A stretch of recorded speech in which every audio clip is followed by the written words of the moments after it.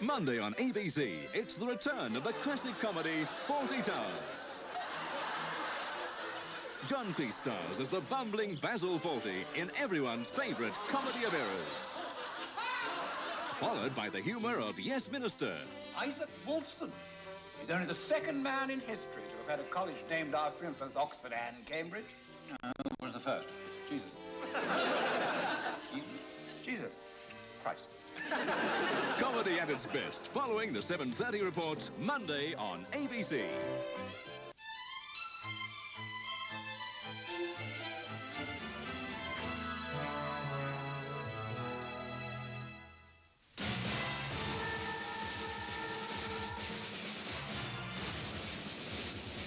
Welcome to Perth, a playground for millionaires, a holiday haven for people from all around the world, a place of golden beaches and the home of Australia's newest VFL team, the West Coast Eagles. Today, they take on the Richmond Tigers in a battle for Round 1 honours.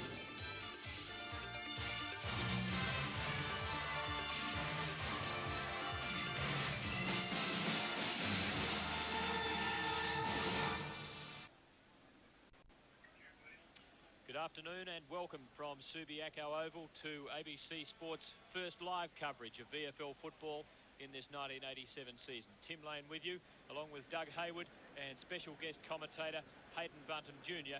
at this big match to complete round 1 between the West Coast Eagles and Richmond.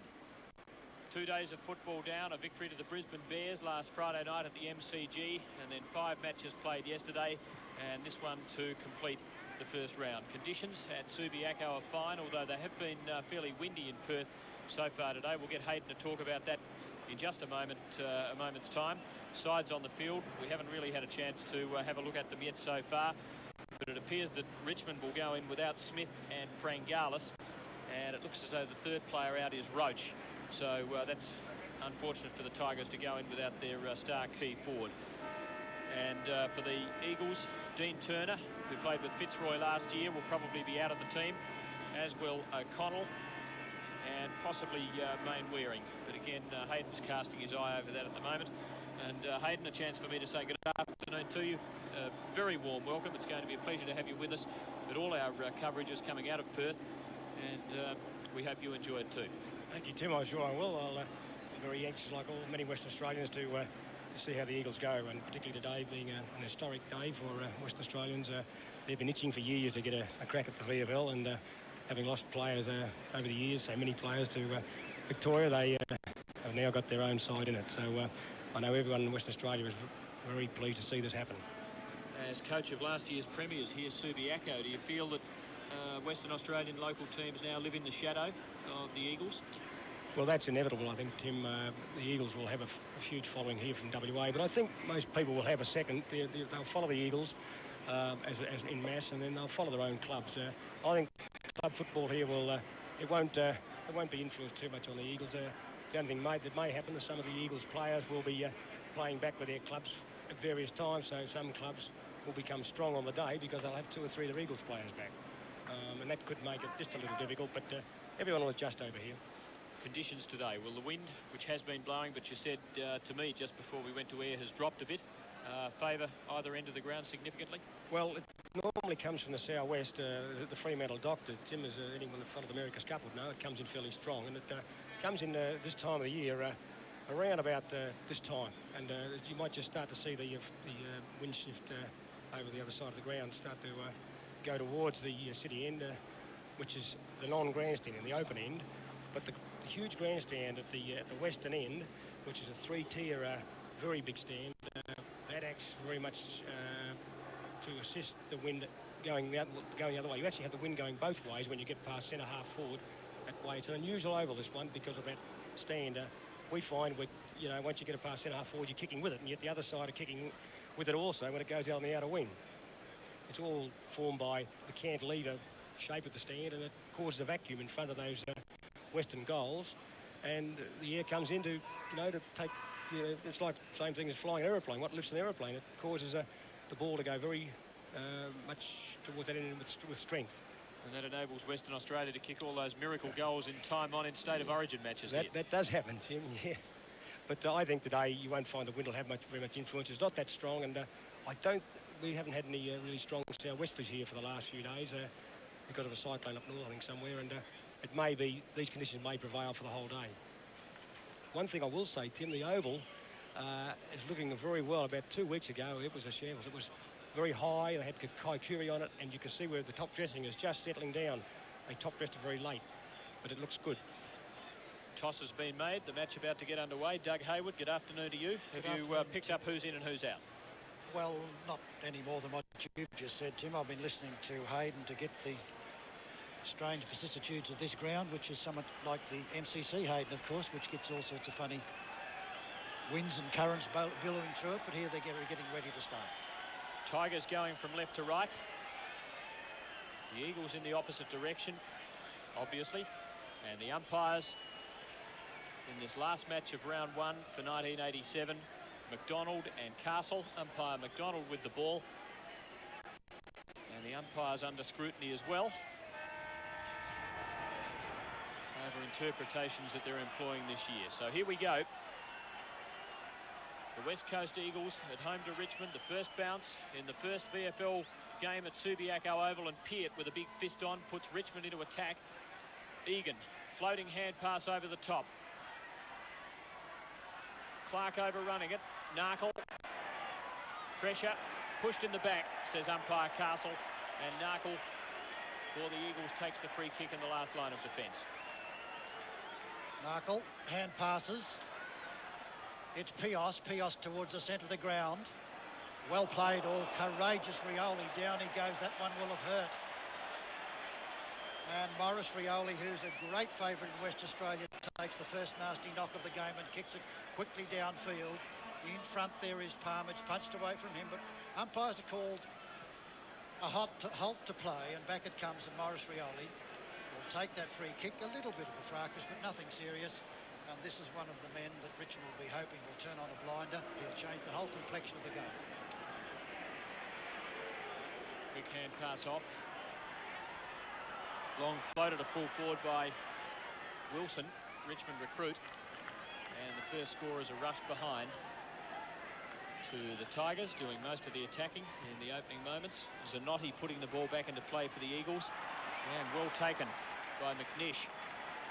Quickly on to Narkle. Out on the wing. Named as a group from whom the interchange players would be chosen, but he's in the side. McNish again.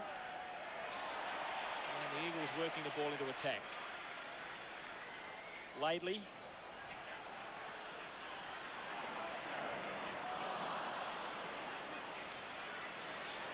Now Holmes, who flattened Rioli a moment ago, floats the hand pass. Davidson.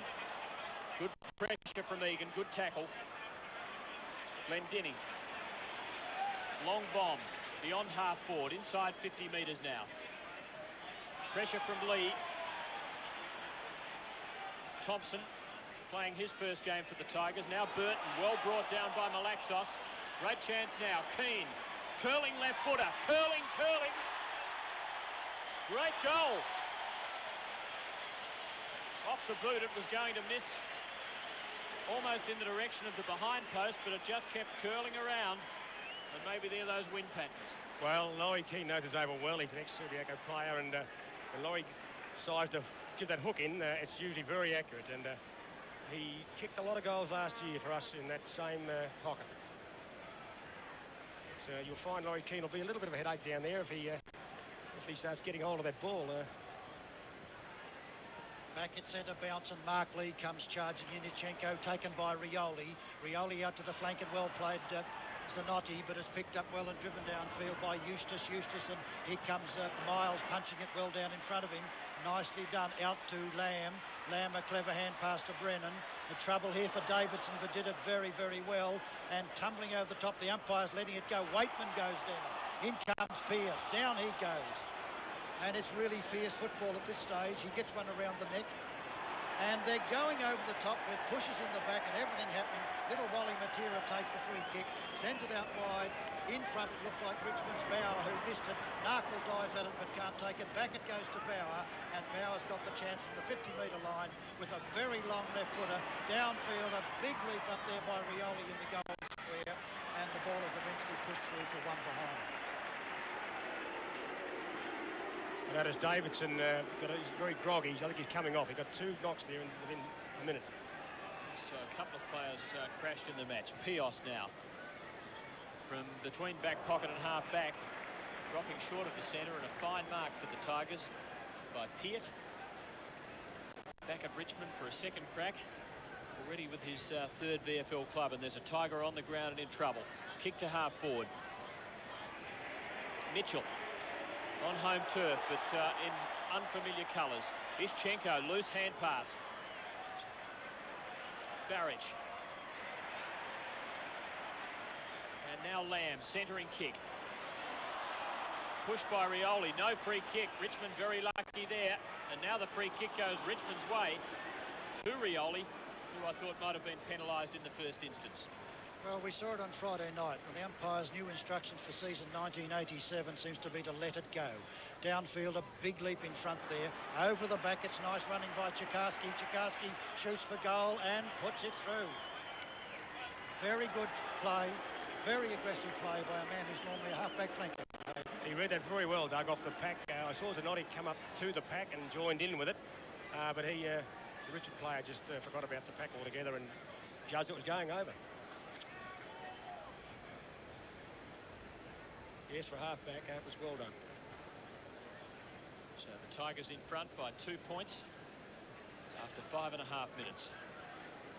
And umpire Castle to bounce the ball. The heavyweights, Lee and Ischenko, and Lee wins nicely. Well played Rioli, but there's a free kick to the Eagles to Anea, who has worn the black and gold of Richmond as recently as last year. The half forward, not well delivered, and pulled in the way for the Tigers at centre half back. Best and fairest winner of 2 years ago.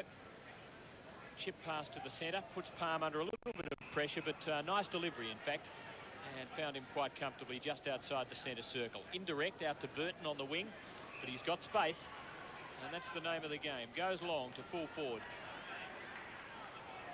James up. Wilson. Whistle on play, free kick. Low tackle, I think, for a trip. It might have been Clark, in fact, who will get it. And he's only about 30 metres out directly in front.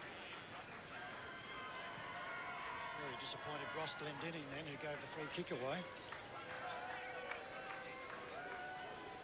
I think he did it very well, Clark. He pitched himself forward there, but he felt the tackle come from behind, and I think he's earned that free kick.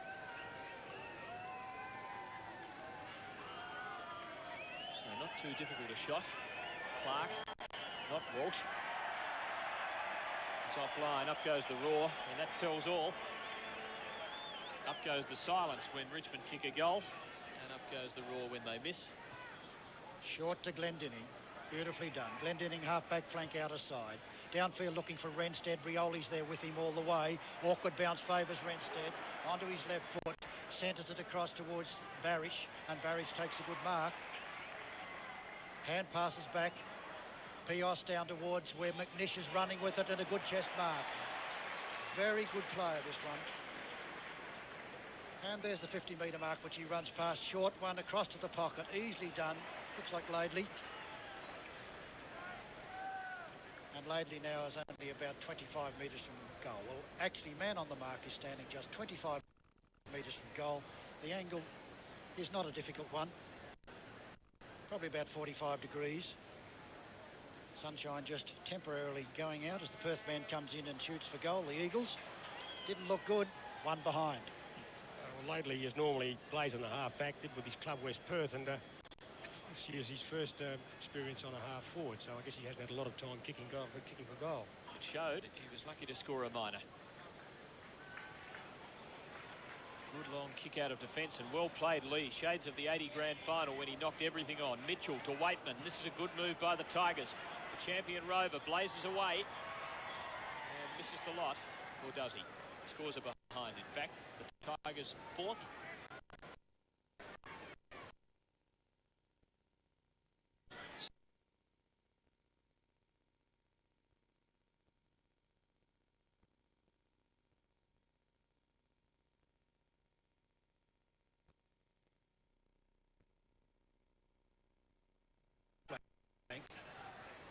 goes up, and Mark Lee's there with him down to Bauer. Bauer.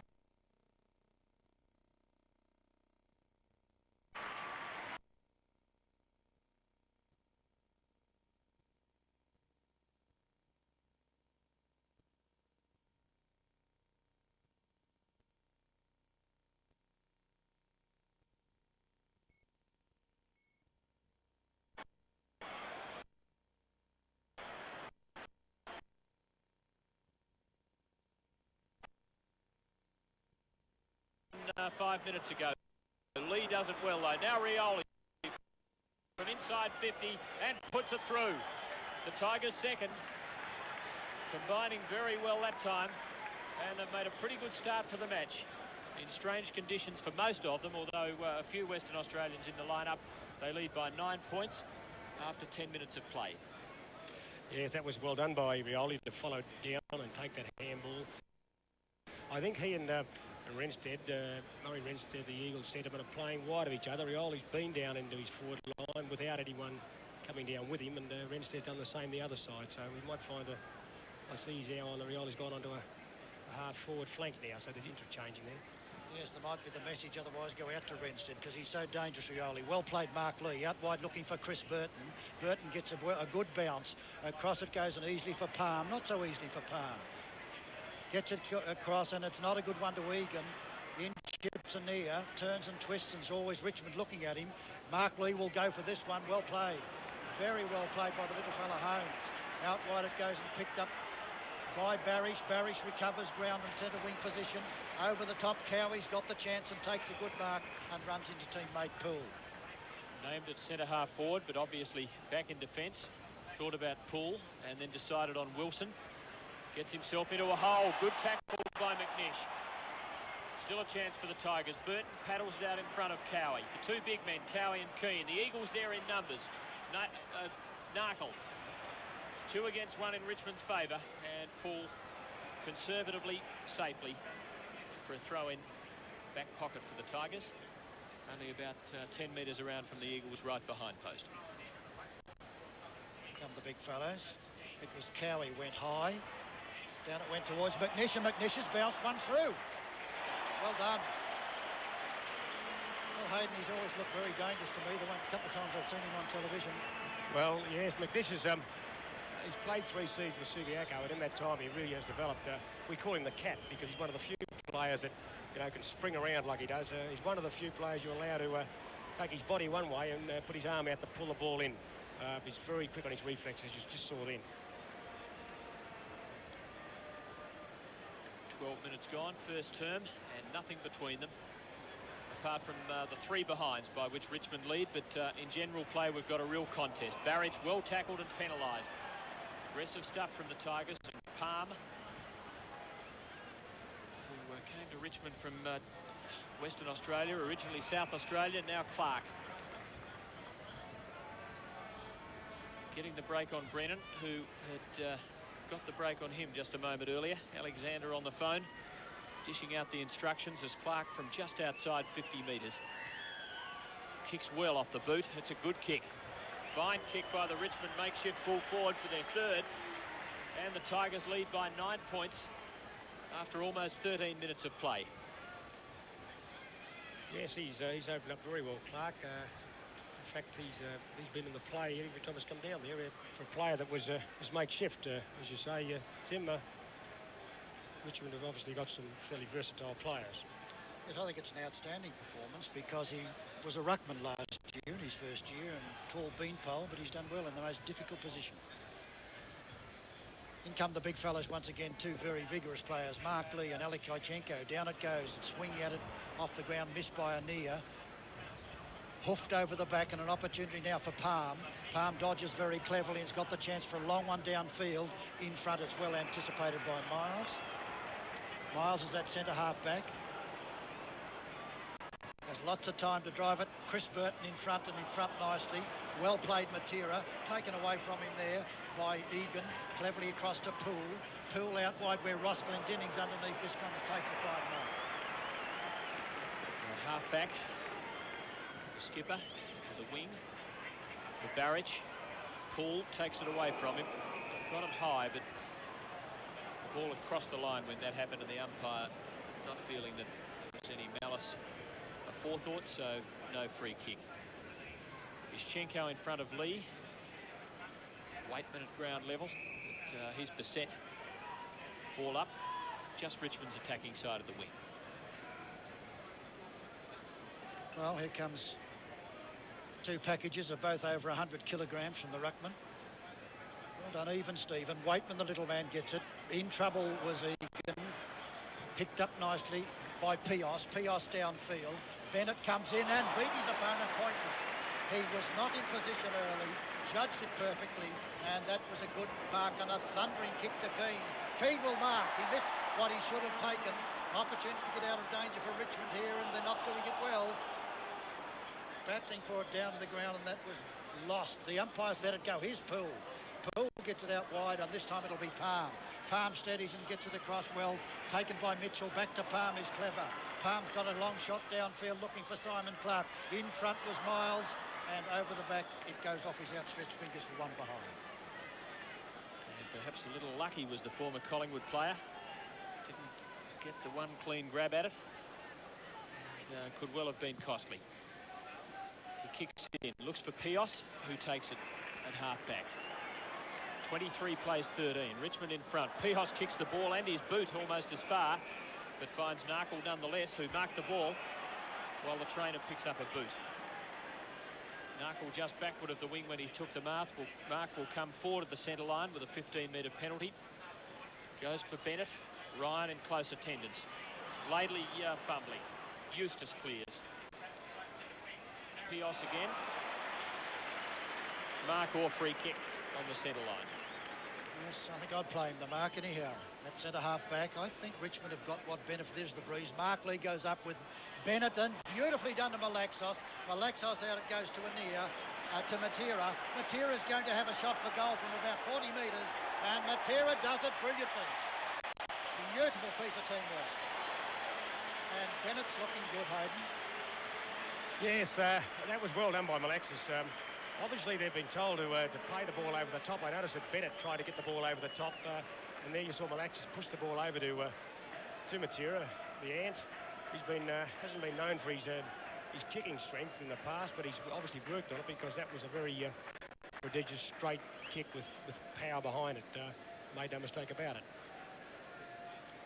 23 plays 19. 4 points the margin. Richmond in front. 17 minutes gone. Entertaining first quarter. And the Tigers threw Eustace into attack. Pios beyond the wing. Renstead just forward of the wing. Good centering kick. Bennett again couldn't hold it. Still a chance for the Eagles. Laidley, clever and nimble-footed. Malaxos, Keane, got it. Yes, he's been paid. 35 metres out, almost directly in front. Yeah, there wasn't much margin of error there. Three Richmond players running in on him, and I don't know whether he did hold that or not, Tim. I think it was neck and neck, but yes, the umpire was looking from about the same angle as us. He was in our line, and he would have seen what we saw, but from closer quarters. And he mightn't have seen much. There was a fair bit of obscurity there. Holding up in the wind, but just making it. No, touched on the line. One behind. 20 plays, 23 at the 18-minute mark. And Chris Burton, the back pocket, is kicking out for Richmond. He kicks beautifully normally. Missed by Lee. Good anticipation by Barish. Barish, look out when Lee goes for you. Gets it downfield. And the umpire's whistle is blown. It was over the line out of bounds. It'll be thrown in as Lee was pursuing Barish that time. And the general, the captain of Richmond, he's a big tough man. And there's a big tough one against him in number 26, Ichenko. Down it goes to Rioli. Rioli, a slick hand pass. Over the top, Renstead is going to take on Palm, and Renstead takes it to the boundary line and is quite happy and content to see it roll over the line. Free kick. Yes, not quite sure for what, but the Tigers get one. Peared in front, Glendinning the leaper. Eustace, second attempt to half forward. Clark again, ridden. No free kick. Ball up. Umpire Castle right on it. I'm sure 5 years ago that would have been a free kick for a push in the back. Gradually that rule has been watered down. Yunitchenko cleanly. Barrage to the centre. Lee, though, in the way. Out of bounds. Richmond's forward pocket. Very close to goal. James up in the forward pocket. He kicked over 100 goals when he was in the under-19, so he knows where a goal is. Come the big fellows once again. Yunitchenko gets in lovely front position, as he so often does. James this time. Left foot snap is through for 1 behind. Well, there's 19 and a half minutes gone. It's 3-2 to the Eagles and 3-6 to Richmond as Brennan comes in to kick out. So plenty of work. He looks for it out wide. Long lead. Glendenning's there to give assistance if Miles can't take it. Miles does take it. Left foots it back and doesn't do it well. The mark's taken by Thompson. Former bomber. The half forward not too well placed. The Giants in the way. Yunitchenko dropped it. Bad miss. Waitman could really make it bad. Behind, wobbling all over the place and hoping for one of those bounces that Schimmelbusch got at the MCG on Friday night. Failing to get it, Richmond from 10 shots to 5, leading by just 5 points. Pios is making good position out there. Zanotti now. Malaxos from behind the wing. Laidley on the wing. Well played. Malaxos quickly down to Glendenning and Piot's with him. In front it goes. There's a chance now for Renstead. Can't do it. It's punched out wide. Well played again by Piot. Piot's down. Pools on the top there. Underneath it all, I think, was Laidley. And let's see what the umpires are going to do to sort it all out. There's another body right underneath it in the person of Renstead. Or was it Barrage? Barrage it was. Centre wing position, outer side of the ground. Lee over the back with it. Poole tries to come through. Down he goes. Nicely picked up and down from Egan. In front, Sikorsky. Rioli, the danger man. Beautiful pass towards Clark. Clark will be in trouble here as James comes out to assist. James across it. Greeted football. And in comes Mitchell to goal. And a few boos going out for the champion West Australia. Well, that would only be because Mitchell is a former West Australian, I think, because he did very well. His pace showed then. He left him for dead with that run. The handball over was very well done too, but Mitchell took all the time, all the room he needed to get close to that goal. He knew they couldn't catch him, and that's the sign of a good rover. Very much like Bartlett in his days when he used to run all the way to the goal. It's lovely to know you're quicker than the other side, isn't it? You can use it up then. Be nice to know it. Lee wins. Anea. Malaxos between centre and half forward. Gets the call from Keane for the long bomb. He delivers. Keane. Holmes in front. The bigger men, Keane and Ryan, couldn't quite get there in time. And Holmes, unopposed, held his ground. Took it comfortably. I think Keane might have helped there. He might have got into the back of Ryan, and Ryan wasn't able to get there because he was falling down onto his knees at the time. Testing shot from 45 metres. Not the distance, good kick. Just offline, very close. The margin 10 points at the 22.5-minute mark of the first term. But just looking at the way a few kicks to that end of the ground have held up, it appears that Richmond have the breeze. They've had 11 scoring shots to 6, which would indicate they might have any assistance that there is out there from the weather conditions. And so the Eagles doing pretty well to be within 10 points. Michael Thompson kicks out this time, and they never give it to the fullback. The two kicks best. Out wide it goes, looking for Wilson. Over the back is Poole. Poole will be tackled strongly. Well hand pass, you've got to hurry Cowie. Cowie kicked it out of bounds. It was Ryan kicked it out of bounds from a good diving tackle from Laidley. And the free kick will be paid downfield to Renstead. Waiting now, he's between centre wing and half forward flank. Kicks it all not well done. Poor football and bad football by Richmond as they lost the chance. And luckily they get out of it and a free kick goes to Mitchell. Mitchell's about centre wing position. Kicks it downfield. Clark and company there. Glendinning was the man who got hands to it. Yunitchenko now out wide to Lamb. Lamb quickly to Renstead. Renstead across to Malaxos as night football. At centre wing position is Malaxos. Down it goes and Poole's in front this time and takes a good mark. Held it just long enough. Come back, says umpire Castle, and Trevor Poole will take the mark. Half-back flank, straight into the centre, quite direct. Peart, awkward bounce. Glendinning waited back for it comfortably. Here's a lovely kick, and this is a beauty. Straight to Keane. Well out at centre half forward. Bennett making position at full forward, but I thought there was a 15-metre penalty. He gives himself one by getting around the opponent. Just misses. Well played. Very agile for a big fellow there. Yes, he's like a basketball player, Laurie Keane, and it's always on with him to get around a player on the mark, to get a bit closer. He's always got something different to do. Ran around Wilson that time too, and here's Burton kicking one almost to the centre. Lee punches it over the top, looking for Rioli. Rioli dazzling. Lee shepherds. Rioli still got the chance. Sends it long down to the half-forward flank. Over the back, it's almost taken there by Lamb. Here comes Egan. Egan at the crucial time. Away they go from Brennan. Brennan's got nobody to kick to and wisely plays on. Then sends it out towards where it's all Richmond through Wilson.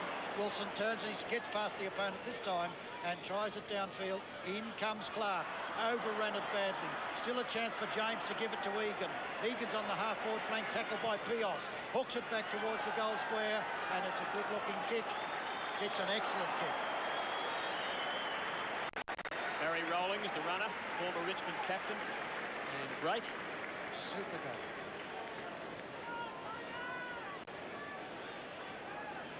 It's combined very well there. The tap over, that's the second time Richmond have got a goal through anticipating the ball, the bounce of it, and getting it over to somebody, a teammate out wider. I notice that Pios is still getting around with one boot. That's been going on for most of the quarter. He just lost it for the second time in the quarter, so he's doing doing all right size too without big. it.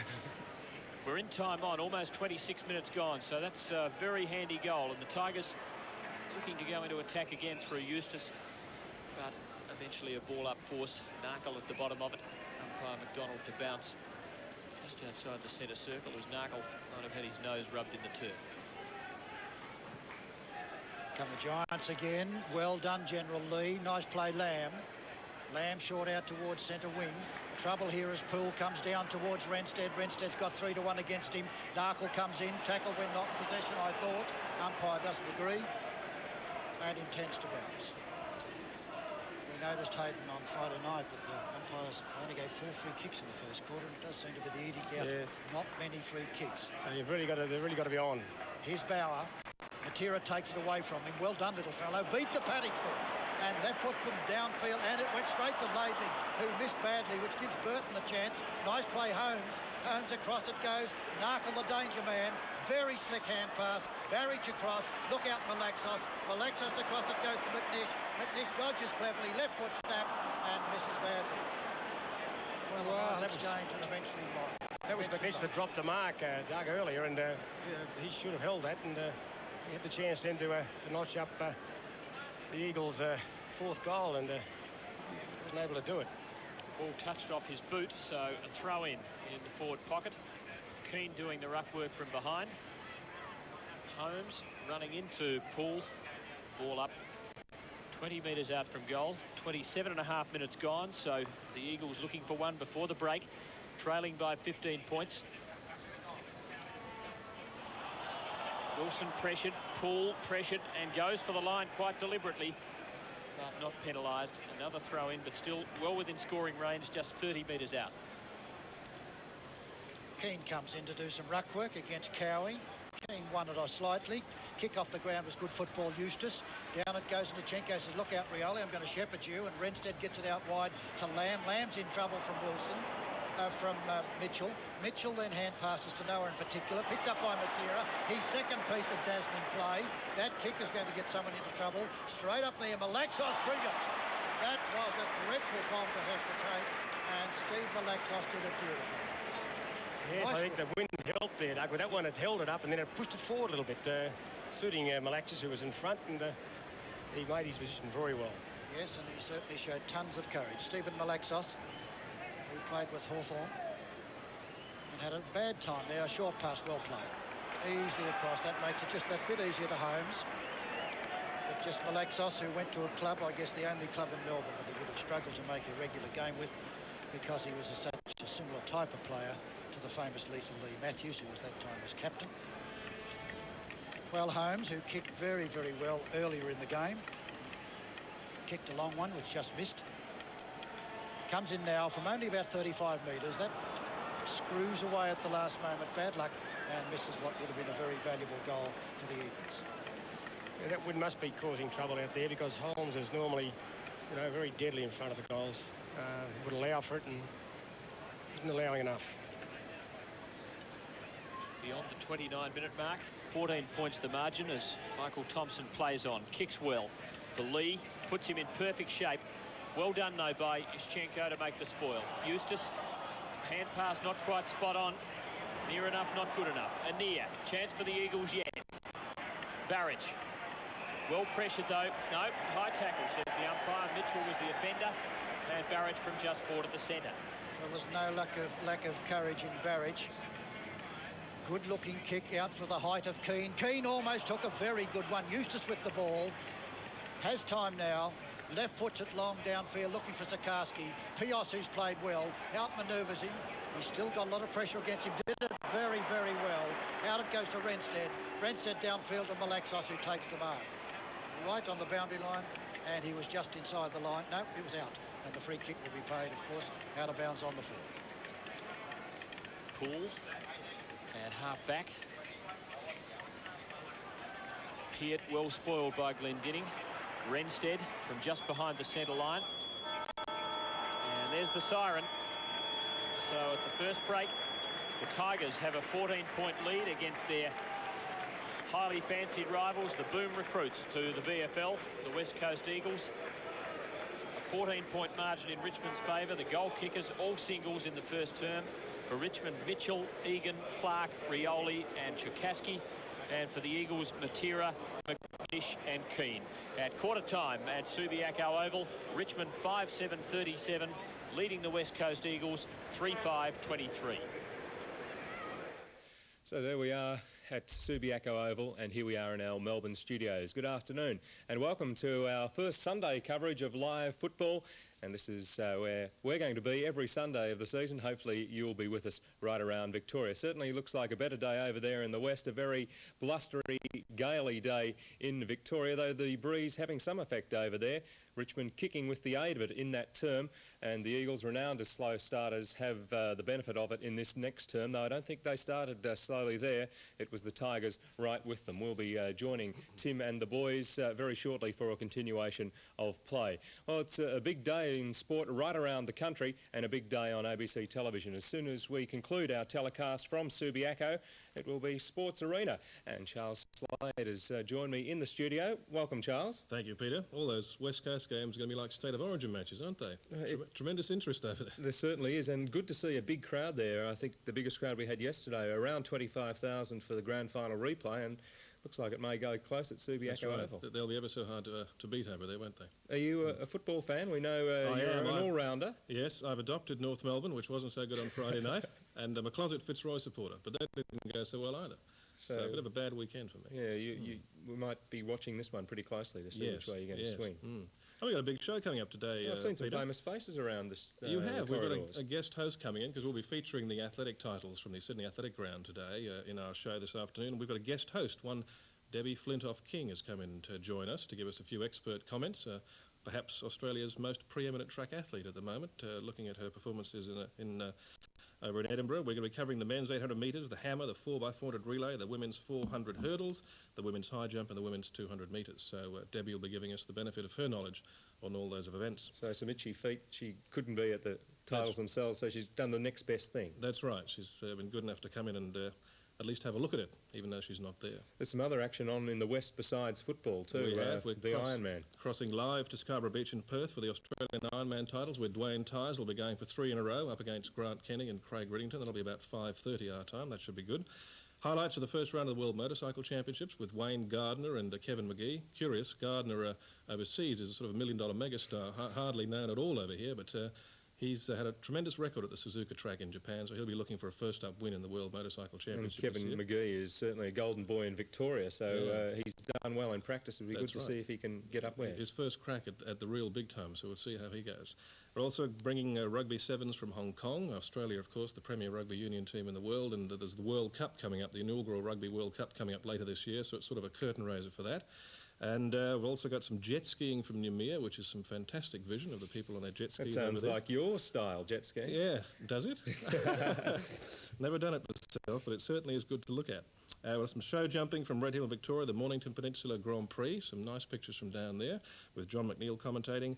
And in our World Arena, we've got 8 great goals from the West German soccer. And we've got a county cricketer who's trying to make it big in baseball in America with the Philadelphia Phillies. So not a bad mix. Yeah, so I think if there's not something there that interests you, then you're pretty hard to please. We'll see you at 5 o'clock, Charles. Well, let's have a look at the goals of the day, rather marks of the day from first round of VFL football Saturday style here in Melbourne. There were some beauties yesterday, and this is how our cameras picked up the action yesterday. In the direction of Taylor and Carter at the back. Oh, what a mark! It's Dennis Banks, a screamer. Loveridge out to the wing on the University side. Brereton flies but can't hold on to it. And there's a Carlton mark. Oops! Tom Alvin a little upset, number 31, and gets the 15-metre penalty.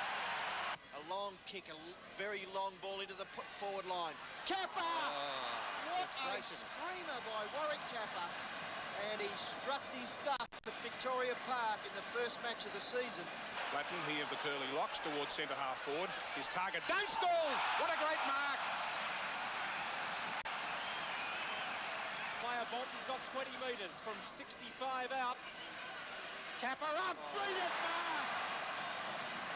Superb mark, Warwick Kappa, going with the flight of the ball. Man in front of the pack, swings round, looks for Green. Alvin, a great interception. Road to the point of the square. Kernahan in front, holds the mark. Well, they say high marking is a dying art. Certainly there was plenty of it on display yesterday, and no doubt we're going to see more of it in the 3 quarters coming up from Subiaco. If you're just joining us, Richmond lead by 14 points. We'll go back shortly. They've all been single goal kickers so far in the West today. Yesterday there were some multiple goal kickers. Warwick Kappa there booted 9 to head the goal kicking tally. There were some very spectacular goals scored yesterday as well.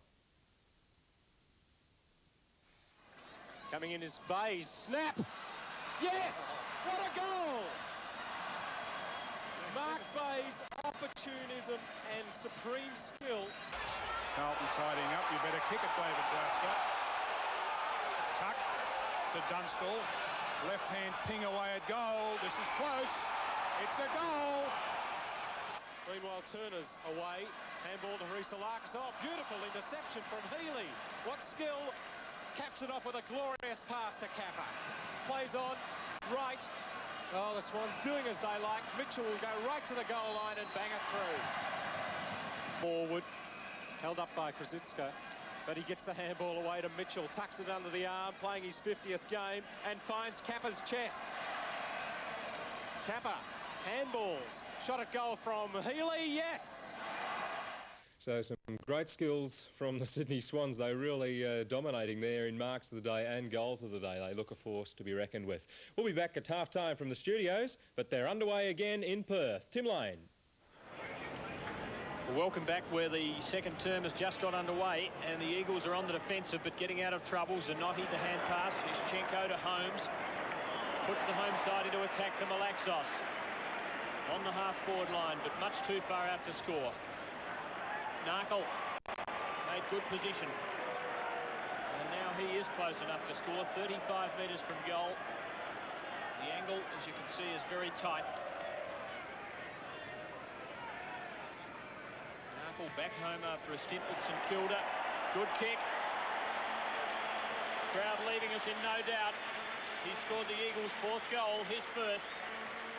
And in the first 50 seconds of the second quarter, the Eagles brought it within 8 points. Yeah, that was loose play by Richmond. Allowed Narkle to wander down into that pocket. No one went near him, and what happened in the first quarter was Laidley coming down and getting on his own. I think Richmond are in defence is trying to anticipate where the ball's going and not where it is going to go. Yushchenko and Lee. Lee thumps it down. Renstead anticipates well. Out wide past Poole it comes. Here comes Keane too. The run will go for Poole. He's got lots of time. McNish is well shepherded off. Poole looks to hand pass, then changes his mind and sends it downfield looking for Bauer. It's a beautiful pass and an excellent mark by Brendan Bauer. Bauer at centre wing. Back towards centre half forward. Oh, look at the long arms of Ischenko. Well played, looks to hand pass, changes his mind, and now play halts as he sends down to the other tall timber and did it so well, but the big fella can't get it, and it's kicked away from him out towards centre wing where the dangerous Narkle is here once again. Tail up after kicking a goal and beautifully sidesteps his way out of trouble. Well shepherded by Ischenko. Kicks to half forward, all Richmond in the air. Ryan well tackled by Matera, half his size. Forces a throw in, and the Eagles keep the ball bottled up in their attacking half. One of the funniest scenes I've seen for a long time, with Narkle saying to Ischenko, shepherd me, and in he came and did his shepherd too, the big giant. Out in front, over the line it goes out of bounds. I think a few have been on the other end of those knocks. Boys going back on the plane tonight to Melbourne. Yes, there's a lot of muscle and weight in that giant frame. When he gets the front position. It could have been a free kick that time. It's not. Picked up by Rioli. Hand passes out wide. Bauer's in trouble. Narkles chases him. Bauer wins it and wins it well. Sends it back where Ischenko's there and can't quite reach it. In comes Roscoe Glendinning. Can't take it. Nicely done. And it's Renstead out wide and well done this time by Tchaikovsky. Down he goes. He loves to run. Sends it long over the back, and there's nobody at home except half-back flanker Miles. Miles does it well looking for Pios, and Pios has got the run. Now he's caught. Dispossessed. No, held when not in possession by Burton. And takes a free kick. Rather fortunate because he made a bit of a mess of things. He's just forward of the centre. Goes long. Big leap by Wilson. Still the Eagles dangerous. Malaxos. Renstead. Goal. 5-5 plays 5-7 and the margin just 2 points. Well, there you see the quick thinking of Malaxis. He had that ball only for a fraction of a second and didn't think of anything more than to get it out to Renstead, who was coming straight past his line. It was well done by him, Malaxis. See me, it takes no time at all. Straight through as he's jammed. And, of course, Renstead straight in front of goal. Experience of Malaxis. Notice that Eustace has the job of keeping Anir out of the game, and he's done it pretty well. There's Rioli, misses a difficult one. Bauer again, picked up by Waitman, caught. General gets it out wide into open territory. Kicked off the ground and kicked just down a little bit by Malaxos. Barrich out to Holmes. Holmes now sends a very long one, just off direction. He's third behind. All good-looking kicks, but just missed. 2 goals and a couple of other threatening forward moves in just 4.5 minutes in this second term. The margin back to 1 point after being 14 at the first change. Ryan goes long towards Lee. Ischenko wearing him like a glove. Barrich now from just outside 50 metres. Good centering kick. Keane up from the side. Burton out to Rioli from the back pocket. Just got the kick in time. Relayed free kick because he was felled after delivery, and Waitman will take it and half back for the Tigers. I think it'll go back. It'll go back to Rioli, I think. Yeah. Rioli's going a long way back down to that track line. Yes, the umpire obviously ruling it wasn't after delivery, but in fact just for a high tackle on the point of delivery. James off the ground for Richmond, so a change in attack. Out to Ryan. Pickering on. Ryan downfield and Palm takes it. Well tackled by Narkle. He was going to run off if he got the chance. In a flash it goes out wide for Poole. Poole out looking for Sikorsky. He's in lots of trouble against Pios. Sikorsky and Pios, could have been a free. Picked up by Waitman. Caught again by Holmes. Anir's in trouble as Eustace wearing him like a glove. Here comes Waitman now. The little brilliant interstate rover steadies. Left puts it back. And down he went, and the free kick's going to be played at centre half forward against Pios as Waitman went down from his tackle. The umpire's interpretation was after Waitman had delivered the ball, and the free kick will be going to Egan. Tough decision. Well, I think Waitman did his best to make sure he sprawled in. Yes. I think he went for a little bit of a dive on that one. Would do it well, Hayden. Which is He's good been around tactics. a long time and been a wonderful player for Richmond and Victoria. Egan long kick, held up just a little bit, off direction, through for one behind. And I guess that's about all it deserved after that dubious without the free kick. Crowd certainly agrees, Douglas. I'll bet they Big do. roar going up as that sailed through for a behind. Miles goes long for Ischenko. Couldn't quite hold it. Zanotti and Egan. And a throw in Richmond's half-forward flank. The Tigers 2 points down at the 6 3/4 minute mark of the second term.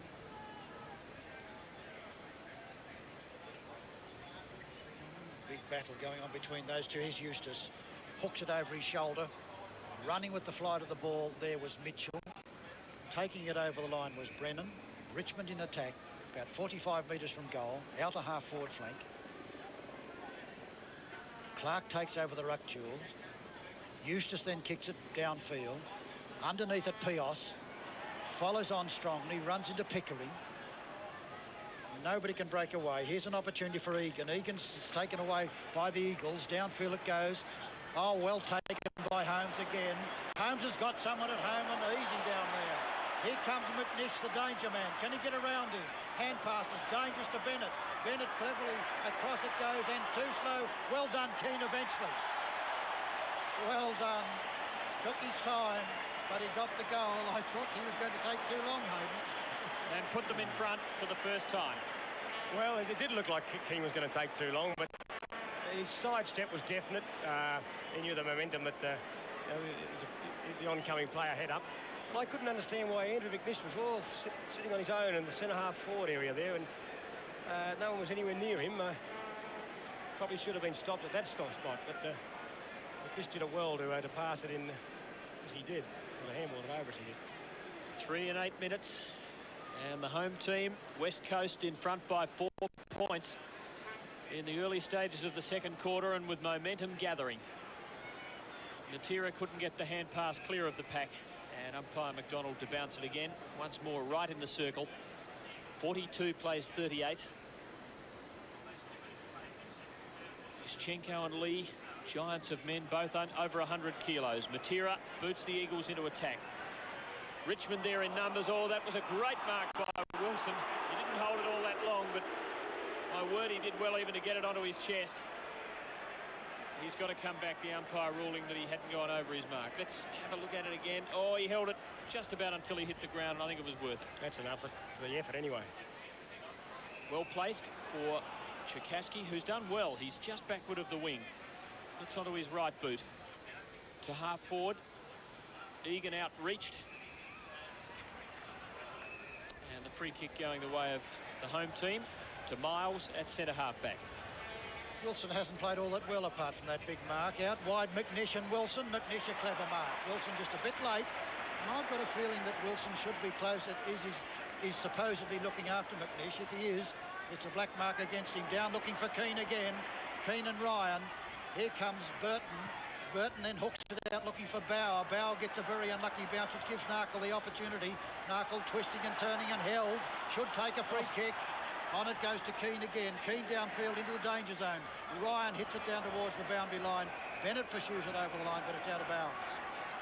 I think it might be, I don't think it is Wilson. It is supposedly on McNish though, Doug. And McNish is getting clear as Palm, David Palm. Keane cleverly out of the air, but well smothered by plenty. Pull. Pressure on Thompson. Good tackle by Laidley. Lightly built, but tackling aggressively. And maybe Alexander's saying congratulations, but I doubt it. Intent on the job. Ron Alexander, who had such a distinguished league career with Fitzroy as captain. Chris Burton hand passes over and very cleverly. Mitchell, the runner, drives it downfield. Up goes Lee and Ischenko. Ischenko almost beat him. Lee fights on very strongly. Hand passes over. Picked up by Pickering. Pickering out wide where Peart goes after it. Peart's in a bit of trouble. Gets a hand pass back towards Pickering. Pickering, strong foot, strong play that time. And here's Brennan. An opportunity now for Richmond. Down goes Eustace. Over the top of him an opponent. And the ball will be bounced. Tempo increasing in this term, which is 11 minutes old. The Eagles 4 points in front. Lee having the better of it, but neither ruckman being really effective at those ball ups. Richmond free kick to Egan. At the bottom of the pack, just forward of the centre. Goes long, too long for his full forward. At ground level, Zanotti Plenty of pressure from Mitchell, but Zanotti does well and finds safety at halfback. And warming up on the sidelines, the youngster Chris Lewis, preparing to play his first game of senior VFL football. He's only played 3 games of league football, so this is not a bad effort. His 4th game of league football. It's astonishing. Pickering very quick to Rioli. Rioli's kick just goes straight across the ground, but if it bounces well, Trevor Poole will be the man who'll break away. Well played, Poole, to Eustace. A long kick goes downfield, over the back. Oh, good mark, Pickering. Pickering is an astonishing mark. He had a brilliant season 2 years ago. Injury started last year, but after only playing about 14 games, he was 2nd or 3rd best and fairest for Richmond, and most of it was splendid marking. Michael Pickering, or you wouldn't need to be told his nickname, Larry, comes in from about 25 metres out, shoots for goal, and I don't think it was very good. The West Australian crowd roared their appreciation, which meant it was a miss, of course. And there's now, I think, 2 points. No, 3 points difference. The board's slow to get it up. Both sides having trouble with that end. The goal's there. The wind's coming across the goal, and it's they're having trouble finding the centre of it. Probably the wind having some effect. Brennan. Egan in good shape. Just too far for him, in fact, and Eustace at the back, taking it on his chest. Call from Pickering at centre half forward. That's where he goes against Glendinning. Used the hip, but still not good enough against the taller, stronger, and very precise Glendinning. Off to Narkle from half-back. Nice chip pass. And the Eagles now with a chance through Zanotti. To half-forward, a shocking kick, though. Thompson gets clear of Malaxos. Richmond back into attack to Pickering. Crashed. Egan. Long. Full forward. Clark. One hand. Almost a free kick. Still a chance. Mitchell open goal for his 2nd. And the Tigers back in front at the 13.5-minute mark with their 6th goal and their 3-point leaders. Yeah, that was well done, but it all started from a very long kick from Egan. Egan's a very long kick. I noticed that brought it right into the on the 25-metre mark, and I didn't think into this wind he would get anywhere near that distance, but put the ball right up into the pack, and they were able finally to get it out over to Mitchell. Mitchell waiting there at the back. You find him doing that a lot too. He likes to get those goals, get them over the top. He's an opportunist. Yes, Egan, a player of great potential. Richmond have hoped that he might emulate the Morris Rioli form, but he hasn't yet, and not many people ever do emulate Rioli. Here's Johnny Anea, who's found Eustace a very close checking opponent and curbed his usual kick-getting ability. Here comes Wilson again. Misses what he should have taken. Luckily out to Poole. Across it goes, and back comes Wilson. He loves to run, and off he goes, charging and bullocking down the field. Sends it to centre half forward. Ross Glendinning in great position, I think held it enough. Just long enough, and Ross Glendinning at centre half back. Pios directly across ground. He goes long, but doesn't place it. Poole missed an easy one. No chance for the Eagles. McNish centering kick, but that's a bad one too. And Wilson in the way, showing plenty of aggression against Malaxos. Burton, former Bulldog in Melbourne. Big leaper at the back was Egan, but Glendinning not paid. Thought it was his. Kicks well with the left boot under pressure, but well taken by Thompson between half-back and centre. Thompson, the ex-bomber, doing pretty well out there. Wide it goes. Great leap and a tremendous punch by Miles. Goes to Lee. In comes Waitman, his little topper. Well tackled that time. Down he goes from Richenko. Lee across. Here's a great chance for Richmond for Eustace. Eustace 35 metres out from goal and across towards Clark, 3 for 1 behind. Well, Eustace had more time. He could have really run further and got himself more balanced than he did. He hooked it over around his left shoulder, and I don't think there was too much communication out there between the other Richmond players doing. Halfway through the quarter, the Tigers by 4 points. Holmes at the back. Recovered well and then lost it a second time. Mitchell with pace. Great chance. No one coming at him. Could go all the way from 25 metres. Another miss. The Tigers 6-11. The Eagles 6-6. 5 more scoring shots for a 5-point lead. It's like in West Australia, Hayden, they all love running. Wilson, well, Mitchell. why not? If there's no one behind you and no one in front of you, you just keep going. And I think, they've learned that they draw the play a lot over here if they can. And Mitchell was one of the real exploiters of that. thrilling thing to watch. There's Glendinning do it very nicely. Out wide. In front, there's Peart. Over the top goes the Notty, not looking like it. Pios tackles well. Pios been a very effective player. Umpire's decision, a very correct one. As lying on top of the ball was Palm. It'll be bounced. Richmond still in attack. They're 5 points in front. In come the big fellows once again. There's been a wonderful battle between these two. Holmes can't get his kick. Now's a chance for Palm across to Waitman. Waitman will get a dazzling hand pass across for sure. Look out, Peart. Clever play. Chance for Clark. He'll have to hurry. And he didn't hurry enough. From behind. Great tackle there by Brennan. One that got away for the Tigers, who lead by 6 points. Brennan quickly. Renstead from behind takes a good one on the half-back line and moves it quickly towards Narkle, who kicked the goal to start the revival in this quarter. Well met, though, by Wilson, who's really having a big turn, playing aggressively. Brought down with a thud, but battles on. Rioli. Waitman. Held when not in... No, not held.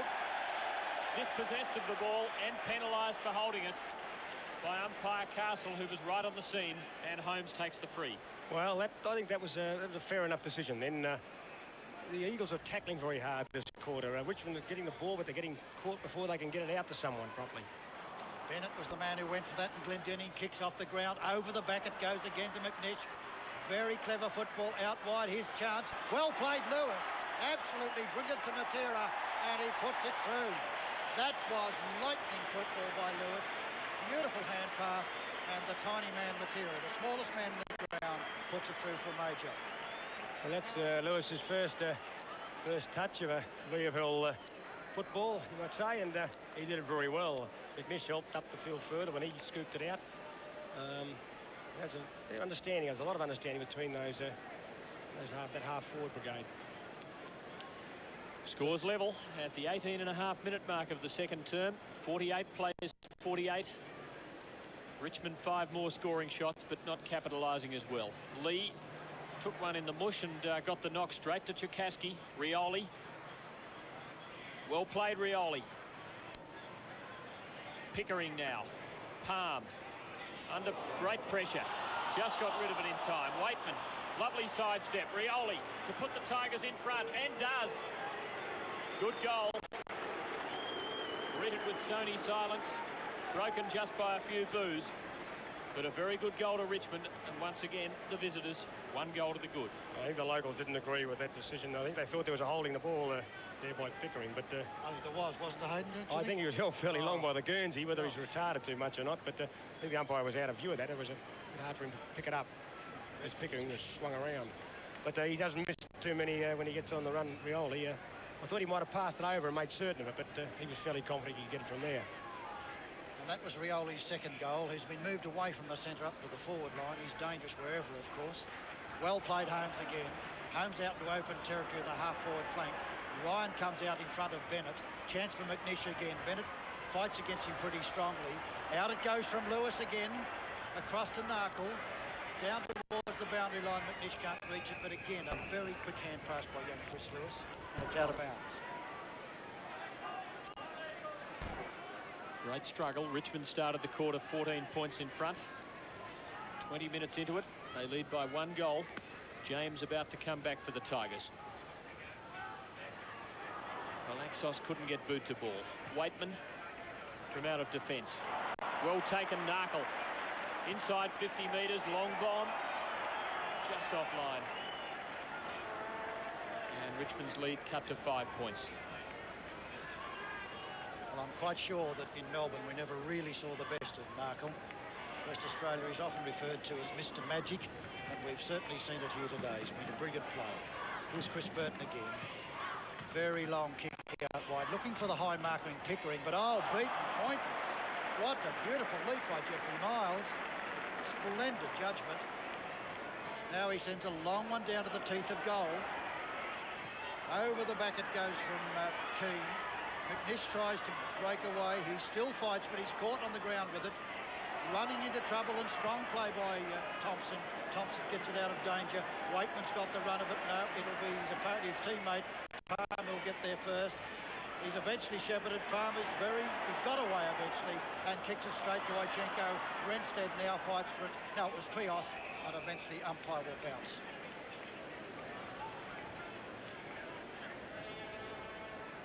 Five-point lead to Richmond. 21.5 minutes gone. Second quarter. Ichenko and Lee have done all the ruck work. Pios from the wing.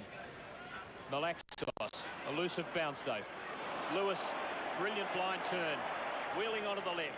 Beautifully placed for Narkle. Just taken away by Bauer.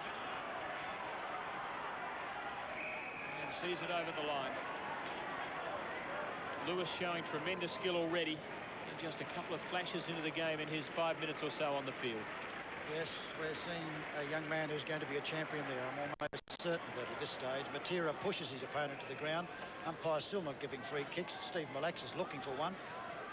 But it will be bounced again on half-forward flank. With the Eagles in attack and Richmond leading by 5 points.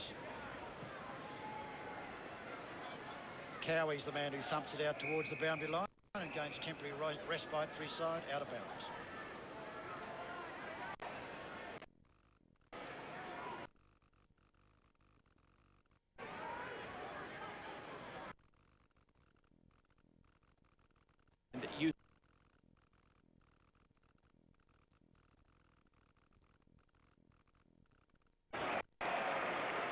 Ania, one of his few kicks. All Richmond though across the half-back line, and Wilson, who's been superb in this second quarter. Really starting to get the feel of the tempo, and finds Peart just behind the centre line. Mitchell wide out on the wing. Call from Pickering short, and further afield Ryan, Clark rather. Pickering brought down beautifully and penalised. Miles again, who's done a couple of good things in the last 5 minutes, and takes the free at half-back. Yes, good tackle. Pickering was very slow in getting rid of it and paid the penalty. It's pretty hard to lose and have a free kick against you here today. Miles kicks it a long way down. Wilson again up the top and couldn't hold it. Behind it is taken there by Thompson. Hand pass goes across towards Poole. Poole beats two of them, then kicks it down to centre half forward. Waitman should have taken that one. Oh, a push over there by Palm, and the free kick will go to late. Just behind the centre, puts the Eagles into attack. Bennett has a couple to beat. Knocks it on cleverly for Lewis. Great chance for the youngster. Chip pass to Matera. Inside 25 metres. Opportunity wasted. And Richmond leading by 4 points. Matera missed an opportunity to put it into McNish, who was on his own in the centre then. Probably thought that the goals are there and he shouldn't miss them. But he did miss it, and could have made certain of that. Well, Lewis has made 100% use of every opportunity. Absolutely dazzling to do. Here comes Burton again. Well kicked out wide to Ryan. Ryan went on when he should have gone back. Chance for Pickering. Gives it across to Poole. Poole at centre wing fumbles very badly and loses the ball, and it's out of bounds. Well, that was a tragedy of errors for the Tigers. Richmond have this quarter been fumbling with the handball. Some of the handballs aren't direct enough, and they have been in trouble, grabbing those balls. A few seconds from time on. Lee gains 7 or 8 metres. Forces another throw in. These two ruckmen are going to be worn out by the end of the day. Ichenko and Lee, they've been costly on against each other. Barrage with the ice over the cut eye. Looking a bit sick and sorry. Lee centering it nicely. Mitchell now from centre field. Now the running Thompson. Touch ball. No mark to Waitman, and a ball up. There's the end result. Waitman read it nicely, just coming over the fingertips. The umpire indicating that it did touch those fingertips, hence the ball up. Ichenko again. Pickering with the ball. Downfield it goes. Only man at home is Brennan. Nobody to kick to. Nobody at all. It's all Richmond when he finds his boots out there. Here's Bauer.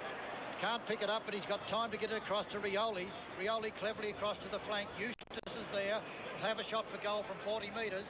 Kicks for goal. It's very close. It's through. Very good goal by Eustace. And bad luck for Brennan. He turned out to the flank, and there just wasn't an eagle inside, Hayden. No, he was on his own. He had more time to probably consider a different direction with his kick. He had but then that's the way it goes. Sometimes you don't know how far the pressure's away. But then I thought I saw Rioli kick with his right foot there, and then chip kick over to. It was well done. I haven't seen Rioli kick on his right foot before. Certainly was a well-executed kick over to Eustace. In time on, Richmond by 10 points. Ischenko wins this time, and wins twice, in fact. Pressure on Wilson, but he knocked it on, but not in the direction he would have liked. Laidley receives from Renstead. Now Matera, who missed a moment ago. This time he goes to centering kick. Didn't find Lewis, does find Holmes. Snap, goal. Bit of a dust-up, but the result's an Eagles goal. There's the man who kicked it, Holmes. And at the 27-minute mark, the margin back to 4 points. Well, that time Matera did center the ball, as you said, and it's Holmes, the one that took the full advantage of it. He does that all the time with his own club, Swan Districts. He's one of those very dangerous players. Anything around the goal, he knows where they are, he hooks them, and it didn't surprise me at all that he made that look so easy. That's 1-3 from the boot of Holmes. Lee won that one, I thought. Down goes James when he should have taken it with him. Hand pass across. All Eagles, but in lots of trouble is Ross Glendinning. Tries again, well tackled by Rioli. And the umpires will have to change and let it, and halt it, bounce it.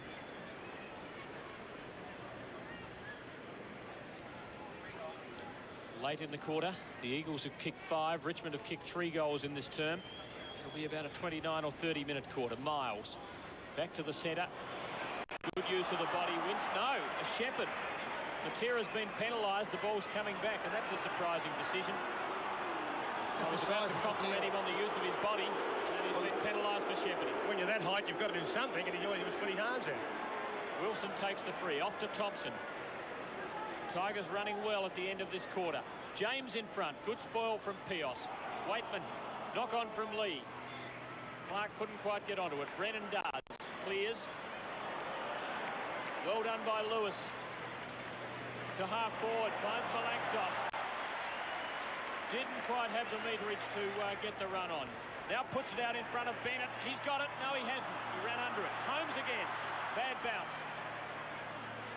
Appeals for the free kick. That's not there. Palm. Out of trouble. Out to the wing, and it's all Richmond. And now it's a chance for the Tigers to turn defence into attack. James across it goes. In comes Wilson. Wilson along one to the half-forward flank is clever football, and Lee will be gathered in. Gets his kick under pressure. Out wide it goes. Up goes Clark. Almost took a good one. Glendinning's there to give some assistance. Hits it out, but they're still in trouble. Brennan down with the ball. Kicked off the ground, and here comes Rioli. Rioli wants a right footer again, and doesn't do it so well this time. Out wide it goes, right on the boundary line. Zanotti's got the chance. Got lots and lots of time to make up his mind what to do this time. Kicks it high and kicks it long. Doesn't give Narkle much of a chance. Bauer over the top of him. Narkle's got Laidley there to help him. Gives it to Laidley. Laidley gets tackled well by Bauer, and they lose the opportunity. Bauer and Laidley not too happy with each other. Bauer not too happy with Laidley, but well done by Bauer. He covered very well then. He had 2 players to compete with. He did it well to force the ball over the line. Almost 30 minutes gone. And I don't think we'll see another goal in the quarter. Lee, nice body usage. Thompson. Now Bauer. Well, that's just about a high tackle. Free to Pickering, and now advantage invoked. Lee, has he got the pace? Brought down by Renstead and penalised. And there's the siren. So it's half-time at Subiaco. And after a very entertaining first 2 quarters of VFL football in Perth, Richmond leading the West Coast Eagles by 4 points, 8-12 to 8-8. The goal kickers till half-time for Richmond, 2 each to Mitchell and Rioli, with singles to Eustace, Egan, Clark and Chikaski. And for the Eagles, 2 each to Keane and Matera, singles to Narkle, McNish, Renstead and Holmes. And a very brief comment before we hand back to the studio from Hayden Bunton. Well, that was certainly a good quarter for Richmond. They were kicking into the breeze, and the breeze was certainly having some effect on the distance of kick, but they were able to force the ball up there enough times to keep themselves well within touch of the Eagles. The Eagles certainly got some goals there that came through just cooperation between their half forwards, and on the other hand, Richmond are relying a lot more on 2 or 3 players, Mitchell, Rioli, their quicker players, and not getting a lot from their bigger men. At half-time, Richmond by 4 points, 8-12-60 to the Eagles, 8-8-56. And we'll be back with the second half in just over a quarter of an hour. And what a superb match it is there at the Subiaco Oval. Interesting to see most of the Eagles players running in after half-time. Obviously, that's a directive from their coach, Ron Alexander. We'll be returning to Tim, Doug and Hayden, as Tim said, in about a quarter of an hour's time. But at this time, every Sunday, half-time in our Super Sunday of football, we'll be reviewing the day's racing from the major metropolitan meeting in Melbourne. Greg Miles is with me, and this is the only place on Melbourne TV that you'll see a full review of the racing from Melbourne from the Saturday. So all you racing fans, tell your friends this is the place to be on a Sunday afternoon. Well as the meeting at Sandown yesterday, there was a big one in Sydney. Greg. Thank you, Peter. Good afternoon. Well, undoubtedly the highlight in racing yesterday was at Rose Hill in Sydney for the running of the Rawson Stakes, which was billed as a return clash between Bone Crusher and Our Waverley Star. But a 3-year-old called Mayo Card had other ideas. Periscope and colour page, and a bit like a last. Beelman Gira led from Our Waverley Star with the sit. Mayo Card on the inside of Bone Crusher by about a head. The rider working hard on Bone Crusher. It's fourth as they near the turn. 2.5 away at Talac. A bit like a coming around them, followed by colour page and Periscope as last. Beelman Gira taken on by Our Waverley Star as they head up for the judge. Mayo Card is getting through along the inside to third. Bone Crusher labouring in the fourth placing. We'll have to hurry from there, but the rider pulls the whip on Our Waverley Star. Mayo Card is trying hard to peg it back in second placing, is coming home well, Mayo Card, and it goes up to Our Waverley Star. Bone Crusher couldn't win from there. Mayo Card hit the lead inside the 100, pulling away from Our Waverley Star. Here's a boil over, and Mayo Card is going to win it going away. Mayo Card beat Our Waverley Star. Bone Crusher third, a bit like a behind them. Then colour Mayo Card at 16-1 will now be set for the Derby. Our Waverley Star at 11-8, and Bone Crusher, well, improvement necessary in the Tancred Stakes in a fortnight before the green light is given for his overseas trip. At Sandown yesterday, 3 favourites successful on a good track for racing. George Hanlon had a double. We go to the replays. Long Range, favourite in the first, led all the way. And River Amos. Down the hill they run. They've got 600 to run and 2 hurdles left in front of them. And the leader is Long Range under a good grip. He's 2.5 lengths in front of Golden Sino. 3 lengths to Silver Phrase under the whip from our DMAS. Bulk and King taken to the outside. Noble Australian under pressure second last, and River Amos. They're into the straight with 2 to jump now, and Long Range kicked away about 3 lengths to Golden Sino. Here's the second last one coming up, and Long Range hopped over it well. Bulk and King got to third from Noble Australian, and then came our DMAS. 1 hurdle left in the race. It's inside the 200. Long Range with a good lead over Golden Sino as he draws to it. He's jumped it okay. He's 4 lengths in front of Golden Sino, and then Bulk and King and Noble Australian, but Long Range leads all the way to take the Rowena hurdle by about 3 or 4 lengths to Golden Sino. Third Bulk and King, fourth Noble Australian, then out. So 4 in a row to Long Range, which eased from 11-8 out to 2-1. Golden Sino 10s, Bulk and King 13-4. Race 2, Dandy Andy the favourite got well back early. 1400 and they're off and racing, and Bronze Knight the first one to break the line. Foamy Ocean began well. Black Parade away quickly, and they're followed by Kiskin slipping up along the inside. When they settle into stride, Black Parade about a half to Kiskin, which has the fence. Close handy to them is the Tank and Bronze Knight, followed by Better Days. 1.5 lengths behind these, then came Dandy Andy on the fence from Foamy Ocean. Then Devon Duke over on the outside going around the field. Then Son of Rani and King Lark. They're inside the 1,000-metre mark. Black Parade on the outside and Kiskin are still together about 2 lengths clear. The Tank moving up to third on the inside of Bronze Knight, 3 deep at the first bend. Better Days between them. Then 2 lengths further back came Devon Duke on the outside. Then Dandy Andy, who seems to be climbing, going down the hill. He's hard-ridden. Foamy Ocean went past him. 2 or 3 lengths then to King Lark and Son of Rani at the end on the fence. Past the 600, Kiskin a half, Black Parade, Wonder Bronze Knight travelling well before the turn from the Tank and Better Days. They're followed then by Devon Duke to the outside from Foamy Ocean, King Lark. Dandy Andy's back second last and Son of Rani. Kiskin hard ridden in the straight and Bronze Knight went up quickly to take the lead at the 300 now. Black Parade in the centre and then Devon Duke running on under the whip. Dandy Andy a long way from the leaders, but Bronze Knight raced to the 200. Kicked away by a couple of lengths to Devon Duke and Kiskin, followed by Foamy Ocean and Dandy Andy late when it's all over. Bronze Knight in front with 50 to go. Foamy Ocean and Dandy Andy are picking him up, but Bronze Knight's going on to win comfortably by about a length and a half, I'd say. Dandy Andy got second just in front of Foamy Ocean, and they're followed by King Lark and then Devon Duke, which tired. Bronze Knight was a drifter from 5 to 2 to 13 to 4, but provided George Handlin with the first of a double. The third for 3-year-old fillies, and Glowing Idol started 7 to 2. It's on, racing. And Hot Mate missed it about 2 lengths and Elegance back to the tail end. Glowing Idol third last and Pretty Plume the first one to bounce out of the barrier stalls. Lands about 2 lengths in front of Lucky Lotto and Sentasia. Then came Miss Exultara on the outside from Dame Vengeance, Our Draw, and then Glowing Idol getting up into a reasonable place. Followed by Star of Danielle. They're very well bunched up in the lead. Back behind these is Kahala Red, and then came Petite Affair, the Elegance and Hot Mates last, about 700 from home. And Pretty Plume is just the leader. Lucky Lotto moved up on the outside with the mouth open to race about a neck clear. They're followed by Sentasia, which got a check and drop back. Miss Exultara the outside from Star of Danielle. Glowing Idol's worked into the race all right from Kahala Red when they swing for home, and next is Our Draw. Into the straight at the 400, and the leader Lucky Lotto from Pretty Plume. Miss Exultara collars quickly the outside. Here's Star of Danielle running on quickly, then Glowing Idol. Star of Danielle 300 to go. Race to the lead from Miss Exultara.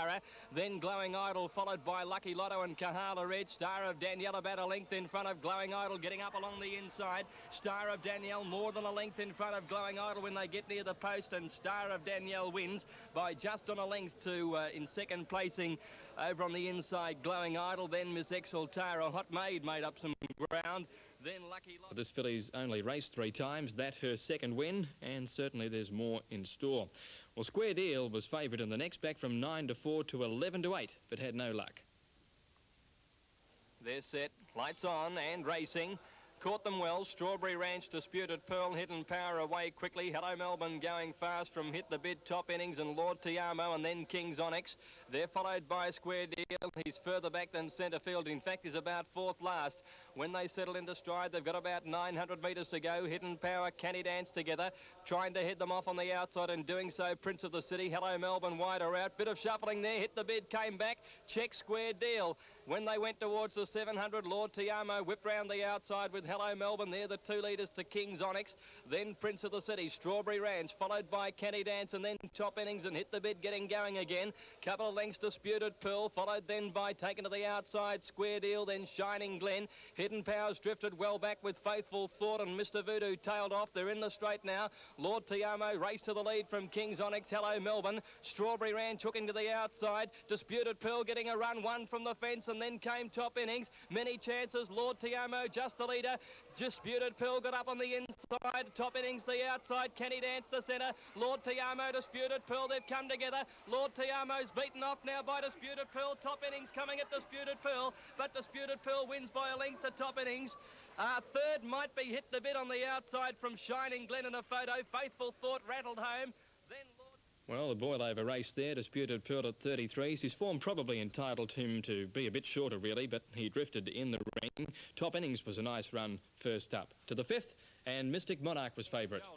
First for home is Noble Crest from High Country, who stuck to the rails. Stop Snoozing Manship come to the outside from Banjoli. Mystic Monarchs under the whip behind them. Lord Julian pulled wide. Noble Crest in front, 250 out from High Country. Banjoli, Lord Julian with a late run, and then Manship. Mystic Monarch not in it. Noble Crest more than a length to Banjoli. High Country, Manship and Lord Julian. Banjoli getting to the leader, Noble Crest, which is about a neck in front.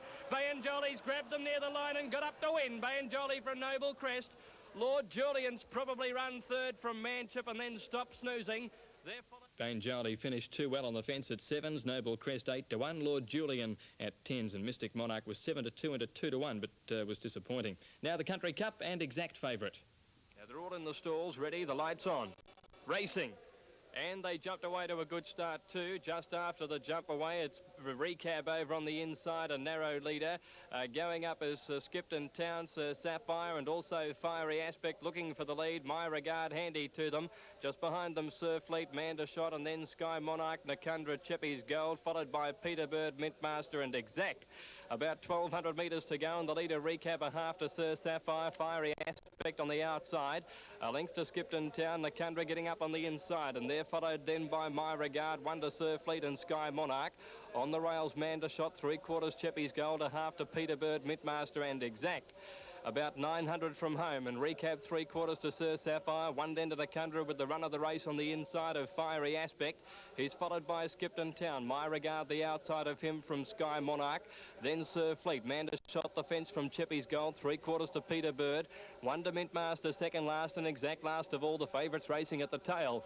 Running down the hill at the 600 metre mark. Sir Sapphire on the outside. Recap the fence together. One to Nakundra, which has travelled well. My Regard the outside. Then Skipton Town, Mandershot. Swinging wide as Sky Monarch, and the favourites still well back in the field. Mintmaster back amongst the tail enders. Into the straight they run. They've got 300 to go. Recap just the leader from Sir Sapphire. Nakundra behind them. Running on My Regard, and Exact has made up some ground. He's starting to fly home on the outside, but Nakundra got the split at the 200 metre mark. Exact is starting to flash at them on the outside. Exact raced up to Nakundra with about 50 metres to go. Exact has put his head in front. Nakundra fights back, but Exact goes home too well and wins by a neck. Nakundra. Third now, it's either Sir Sapphire on the inside or Mintmaster, which made up ground. And it made it 3 in a row to Exact, 7 to 2 and 9 to 4. Nakundra, now he's run up a string of placings. He was second at 10 to 1. Well, Drillburn Miss was backed well in the next event. They're set. Racing. Alan began well on the inside from Para Perfect. The Eloquent Edition, Drillburn Miss, was away quickly towards the outside. Mia Stella handy to them. And Judge's Prize not far off the pace, and they're followed in behind them by Lady of Renown. Top of the Silks back about third last, Born a Lady behind it. 900 to go, and it's Alan the leader, but no pace on. Moving up Judge's Prize, and Eloquent Edition 3 wide. Drillburn Miss just behind them. They're followed by Mia Stella, Para Perfect, and Lady of Renown. About a length and a half top of the Silks, followed then by, on the inside, Red Lily Lady, passed by Born a Lady, and Damsel's 2 away last. At the 600, Eloquent Edition got to the front, 2 lengths to Drillburn Miss. 1.5, Lady of Renown coming around the outside from Para Perfect, Mia Stella. Dropping out Judge's Prize, Alan sticking to the inside, and Top of the Silks very deep. Into the straight at the 400, Eloquent Edition a length and a half, Drillburn Miss going out after it. Then Mia Stella, Para Perfect running on fairly well. Next, Lady of Renown. Drillburn Miss raced up to Eloquent Edition, 250 metres to go there. Nicely clear of Para Perfect, Born a Lady, and Top of the Silks. Drillburn Miss on the outside, and Eloquent Edition, she's fighting back. They've got it to themselves. Drillburn Miss and Eloquent Edition. Drillburn Miss going home a bit. The better's got her head in front of Eloquent Edition. They hit the line. Drillburn misses 1.5 head to Eloquent Edition. Third might be Lady of Renown in front of Para Perfect. Then Matthew Highland outrode his 2.5 kilos claim there. It was a nice win, back from 11 to 4 into 7 to 4. Princely Heart looked upon as a good thing, and the next was Odds On. They're off. Princely Heart began well, in fact the best to begin towards the inside. From Gallipoli, Prince Aquilone, and away quickly Rocky Mac from Bell Spirit, Mysterious Man, Well Bowled. They're followed by Roblin, Longwood Lad, and then back on the inside Captain Police, followed by Bell Bay and Flash Habit, 900 from home. And Gallipoli Prince about a head in front of Princely Heart holding the rails. A length off third is Mysterious Man, Aquilone a neck back fourth. 1.5 to Rocky Mac, and then Bell Spirit. 2 lengths further afield, Well Bowled in the centre. Captain Police the rails, Roblin the outside. 2 or 3 lengths further back, Longwood Lad from Flash Habit, and Bell Bay ridden along on the fence. At the 600, Gallipoli Prince a couple in front of Princely Heart. 1 to Mysterious Man, Bell Spirit wide from Aquilone and Rocky Mac. Then Captain Police easing to the outside from Roblin and Well Bowled. Into the straight, Princely Heart got off the fence as a leader. From on the outside, Gallipoli Prince, Rocky Mac getting up along the fence, and then Mysterious Man, Bell Spirit and Captain Police are running on. Princely Heart at the 200, he's had to go for the whip now. Gallipoli Prince and Captain Police has chimed in with a big run. Captain Police race to the front from Princely Heart, Rocky Mac, and then Mysterious Man from Bell Spirit. But it's an easy one for Captain Police. He's racing away to win by 2 or 3 lengths. Bell Spirit flashed up to get second. Princely Heart third in front of Mysterious Man. Well, Captain Police did it easily yesterday. Bell Spirit was well back. She's due for a win, and Princely Heart disappointing. Dadaism was 9 to 4 in the last. They're ready. Racing. Dadaism a little slow to move on the inside. Savelli began well. Beatrice Levette jumps out towards the tail end. Silver Stitch showing some pace with Alan Bank and Pipstay Classified Lady handy to them with Miss Munda. Settling down now at the 1200. Dadaism slipped through to be the leader. About a length now in front of Silver Stitch. Classified Lady third from Miss Munda and Alan Bank in the centre. Wonder Savelli in there, followed then by Pipstay. Carb over on the outside. Just behind these horses then is Nancrest. There's another one trapped over on the outside, and that's Katie Cool. They're followed then by behind these Beatrice Levette is last of all, and Little Spotters ahead of it.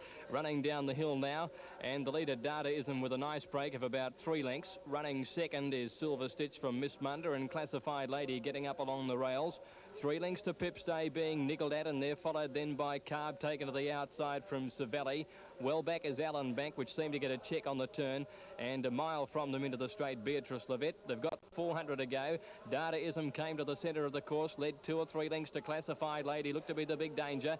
They're followed a long break in the field to Carb getting to third. Dadaism the leader at the 200. Only a half to Classified Lady, finishing the better on the inside. She's grabbed the lead, Classified Lady from Dadaism. A long break, Savelli and Carb and Beatrice Levette. But Classified Lady starting to come right away, and Classified Lady in the run of the judges going on to win by about 4 lengths.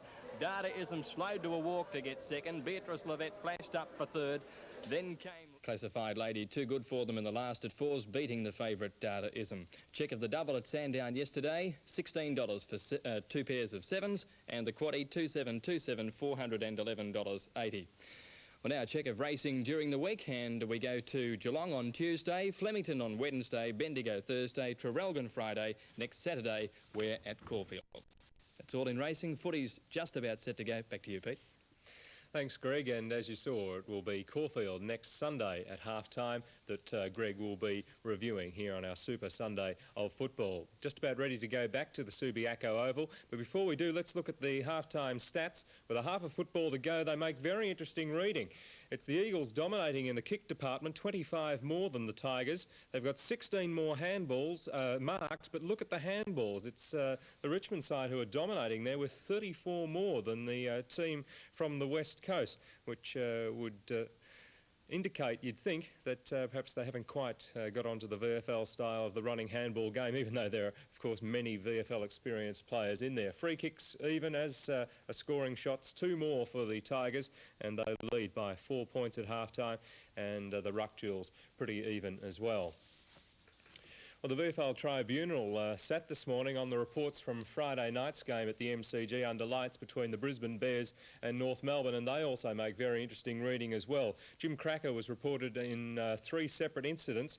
He received 2 weeks for his striking charge against Dixon. That was sustained, so 2 weeks for North Melbourne's Jimmy Cracker, but he was cleared of the striking charge against Fidge and the misconduct charge against the goal umpire.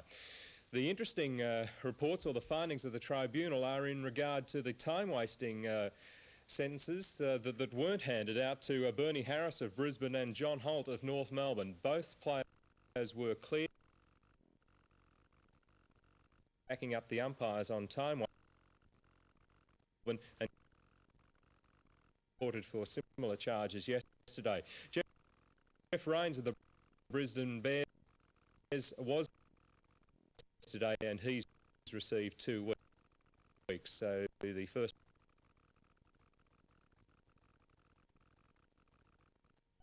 yesterday's matches. Oval, it's time to return to the Eagles versus the Tigers. Commentators are Tim Lane, Doug Haywood, and the great name in football, Hayden Bunton Jr.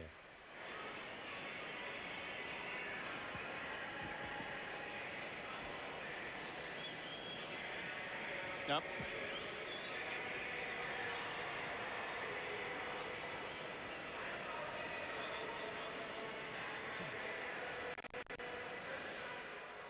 Well, obviously, a commentator's not quite ready, but we're looking at marks of the day from yesterday. Banks of Collingwood, which you've already seen, and you've seen, well, 3 of Kappa's grabs. Superb performance from the Swan Spearhead. 2 beauties there, and perhaps his greatest one coming up now. This really is a classic Australian football mark. Eyes on the ball, the spring there. And he was in superb form yesterday. finishing it off with 9 goals. Dunstall for Hawthorn, kicking 6, and he was also supreme in the air. Carlton getting in on the act as well. Well, the boys are ready for us now at sunny Subiaco. Tim Lane is in charge. Welcome back to Subiaco Oval for the second half of this match